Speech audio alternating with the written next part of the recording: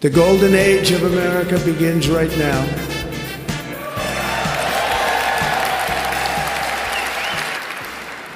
America will be a manufacturing nation once again. We will tariff and tax foreign countries to enrich our citizens. That a golden age of American manufacturing started 100 days ago. The American dream will soon be back and thriving like never before.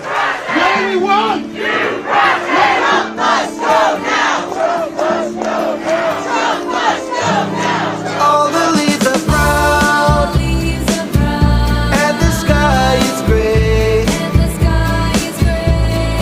I've been for a walk,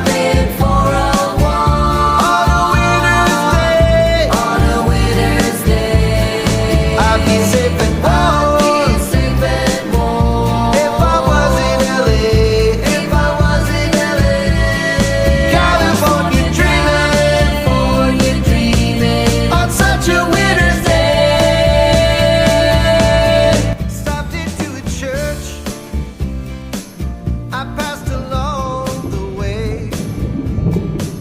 Well, I got down on my knees.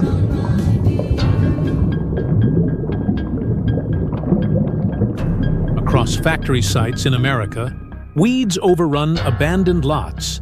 Rusted steel frames and half-built structures stand frozen in time. Industrial graveyards trapped in the illusion of production starting soon. Of the 10 factories and construction sites Trump visited during his first term, one has shut down completely, another stalled, while the rest struggle to stay afloat, with White House tariff policies during Trump's second term adding to their woes. Yet this is merely the surface of a much deeper malaise. Over the past 4 years, the annualized expenditure on U.S. factory construction doubled amid soaring inflation. But the boom masks a grim truth. Over half of America's around 50,000 manufacturing plants were built more than 30 years ago, outdated and crumbling. We need to keep in mind that starting in the 1980s, the U.S. government outsourced much of its industry, and it did so because U.S. companies were profiting. They were destroying unions in the U.S. and good jobs that were high paid and sending those jobs to other countries where workers were paid less. And now the U.S. industrial base has been completely eroded. The U.S. industry is very uncompetitive, costs are extremely high, and it simply cannot compete with the much more efficient, lower-cost industries in China and other countries. By 2025, the U.S. share of global manufacturing could drop to 11%, just 1/3 of China's 26 to 30%. A recent academic report projects. Industrial hollowing and broken supply chains have stripped the U.S. of its edge over the last 3 decades. The wooden barrel effect of U.S. manufacturing grows ever more glaring today. A simple t-shirt relies on Brazilian cotton, German dyes, and Japanese sewing machines. Fragmented global inputs expose the erosion of America's production capability. Meanwhile, Southeast Asian nations are leveraging China's supply chain networks to rise. Vietnam, Malaysia, and other countries are becoming regional hubs by absorbing relocated industries, expanding the Made in Asia dominance while further eroding America's influence. If U.S. factories lose their edge, could Made in America become a reality?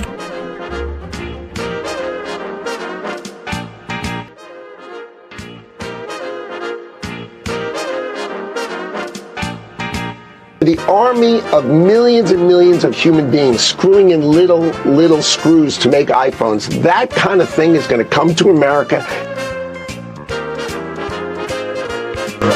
Young Americans just don't want factory jobs.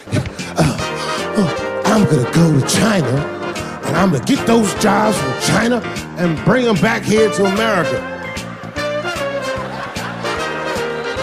For what, nigga? So iPhones can be $9,000? None of us want to work that hard. I want to wear Nikes. I don't want to make them shit.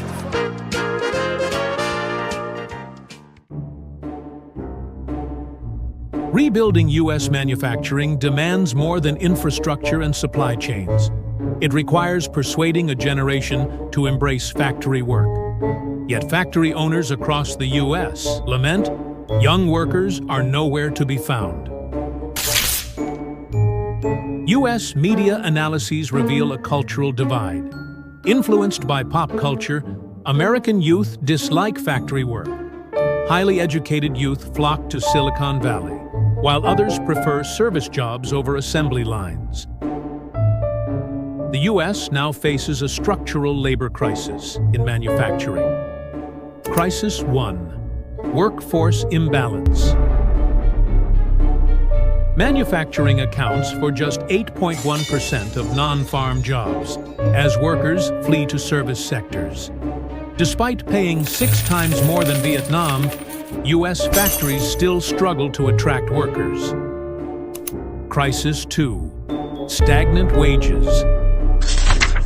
The ILO's 2024 to 2025 Global Wage Report shows North America's real wage growth is consistently lagging behind Asia's. More alarmingly, 9.3% of U.S. workers earn near-poverty wages, nearly triple the 3.3% average in peer high-income nations. Crisis 3: productivity gridlock.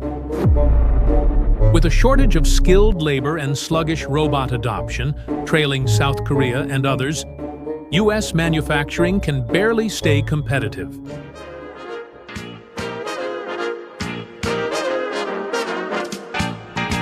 Without workers, can Made in America even exist? A recent report by the Reshoring Institute claimed nearly 70% of respondents prefer Made in USA products, with about 83% willing to pay 20% more for them. But reality chucks a big bucket of chilly water over that optimism. In April 2025, a U.S. bathroom fixtures company conducted a showerhead experiment. For identical filtered showerheads listed online, one Made in Asia version is sold at $129 and one Made in USA at $239. Out of around 26,000 visitors and 584 sales, not a single buyer chose the pricier American version. The showerhead test is just the tip of the iceberg. A darker shadow looms over America's economic outlook.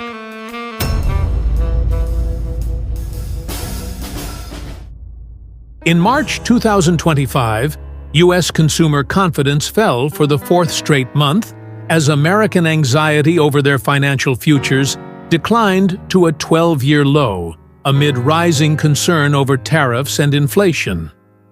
Domestically, industries like agriculture, pharmaceuticals, shipping, apparel, and retail have been hammered by tariff policies.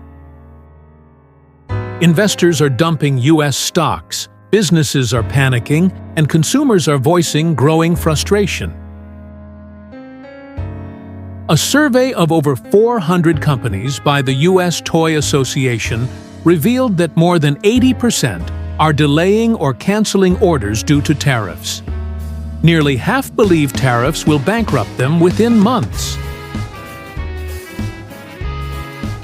Economists warn that in the coming months, thousands of U.S. businesses, big and small, would face inventory shortages, leaving consumers staring down empty shelves and soaring prices.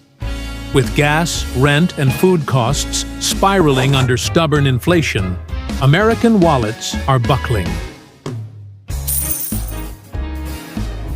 Consumers are voting with their feet. Cross-border e-commerce is booming. Duty-free shopping frenzies are spreading. Some are even flying abroad to stock up. The stock market's at an all-time high, jobs are at an all-time high, everything's at an all-time high, and we're going to keep it that way. We have the greatest country in the world, and we're back like nobody thought possible this winter.